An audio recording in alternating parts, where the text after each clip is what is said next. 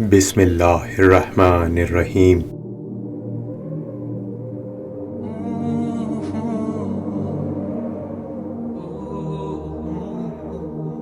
دعائے طلب حاجات۔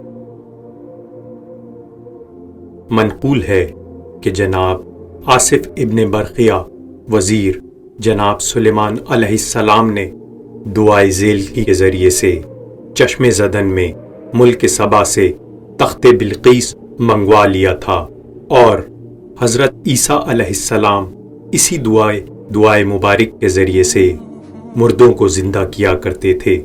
چونکہ اس دعائے پاک میں اسم اعظم موجود ہے، اسی لیے یقین کامل ہے کہ اگر بالخصوص طلب حاجات کے لیے اس کو پڑھ کر دعا کی جائے تو انشاءاللہ تعالی اللہ آپ کی دعا ضرور قبول فرمائے گا۔ بسم اللہ الرحمن الرحیم۔ اللہم انی اسألک بإنک انت اللہ لا الہ الا انت الحی القیوم الطاہر المطہر نور السماوات والارضین عالم الغیب والشہادۃ الکبیر المتعال المنان ذو الجلال والاکرام ان تصلی علی محمد وآل محمد وان تفعل بکذا وکذا۔ شروع اللہ کے نام سے جو بڑا مہربان رحم کرنے والا ہے۔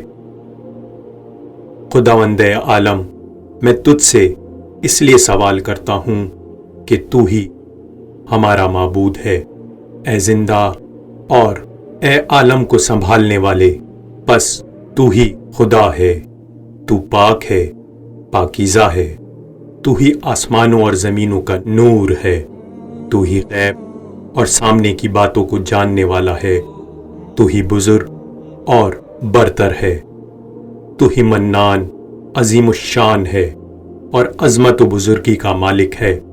خدایا محمد صلی اللہ علیہ وآلہ وسلم پر اور آل محمد صلی اللہ علیہ وآلہ وسلم پر رحمت نازل کر اور ہمارے ان دلی مقاصد کو پورا فرما، بے شک تو غیب کا جاننے والا ہے۔ اس کے بعد اللہ سے اپنے مقاصد کا تذکرہ کرے، دعا کریں، انشاءاللہ تعالی اللہ آپ کی دعا ضرور قبول فرمائے گا۔